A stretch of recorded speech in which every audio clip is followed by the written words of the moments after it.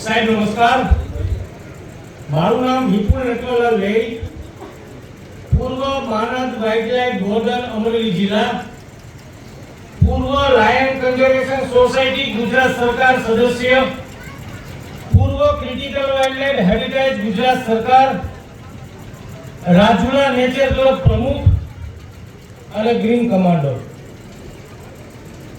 આજે હું આભાર માનીશ ભારત સરકારનો, કારણ કે લોકસુરોની ભારત સરકારના આભારી આજે ગોઠવવામાં આવી છે. લોકોએ પ્રશ્નો કર્યા હોવા જ જોઈએ, ખૂબ સારી વાત છે.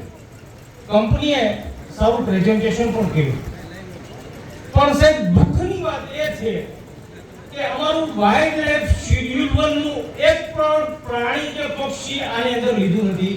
એ દુઃખની વાત છે. આ વિસ્તારની અંદર દરિયાઈ કાચબ આવે છે સાહેબ, ઓલિવ રિડલી અને ગ્રીન ટર્ટલ સી. વન વિભાગની સાથે રહીને અમે છેલ્લા 20 વર્ષથી આ વિસ્તારમાં ધારાબંદરથી લઈ અને ચાર્જ બંદર સુધી 10,000 બચ્ચાઓને અમે દરિયામાં સુરક્ષિત મોકલ્યા છે સાહેબ. આ બધું કાર્ય વન વિભાગની સાથે રહીને કરીએ છીએ. તો આ EI રિપોર્ટમાં શા માટે નથી દર્શાવવામાં આવ્યું? બીજું, આ વિસ્તારની અંદર યાયાવર પક્ષીઓ જે વિદેશથી આવે છે, ફ્લેમિંગો, પેલિકન, કરકરા, કુંજ, જે લાખોની સંખ્યામાં છે બચ્ચીઓ ઉછેરવા શિયાળામાં આપણો હુંફાળો શિયાળો ગાળવા માટે આપણા વિસ્તારમાં આવે છે સાહેબ, દરિયાઈ અગરની અંદર, આ ખાડીની અંદર. તો એ બીમાર પણ પડે છે સાહેબ. તો આ કંપનીએ એવું કીધું હોત કે અમે બર્ડ હોસ્પિટલ કરે તો અમને ગૌરવ થાત. તો કંપનીએ ખરેખર બર્ડ હોસ્પિટલ માટે પણ વિચારવું જોઈએ, એમનો કે ઉલ્લેખ નથી સર.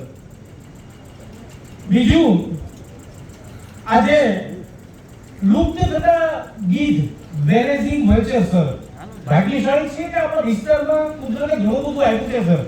દરિયો પણ આપ્યો છે, જંગલ પણ આપ્યો છે અને પહાડો પણ આપ્યા છે. આજે પ્રકૃતિના સફાઈ કામદાર ગણાતા ગીધો માત્ર ને માત્ર અમરેલી જિલ્લામાં જ છે સાહેબ. સફેદ ગીધની કોલોનીઓ આ વિસ્તારમાં છે અને આ એરિયાની અંદર છે.